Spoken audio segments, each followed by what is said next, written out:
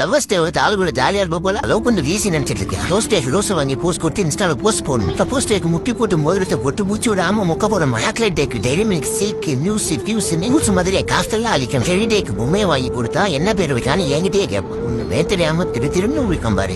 Promise டேக்கு குடிக்க மாட்டேன் அடிக்க மாட்டேன் கடிக்க மாட்டேன் 1008 குழி சொல்லணும். அது டேக்கு ஆள் இல்லாத இடம் தேடணும். கேமரா இல்லாத பார்க்கும். கிஸ் டேக்கு ஒரு வாரத்துக்கு முன்னாடியே சரக்கு சிகரெட்னு எதுவுமே இல்லாம வாய ரெடி பண்ணணும். லவ்வர்ஸ் டேக்கு ஆபீஸ்ல போய் சொல்லி லீவ் எடுத்து உடிச்சுட்டணும். சிரிச்சா சிரிக்கணும் முறைச்சா நடுந்த சம்பள காசு பார்த்தாம கடன் வாங்கி செலவு பண்றா. கல்யாணம் பண்ணி குழந்தை பத்துட்டா ஜாலியா இருக்க.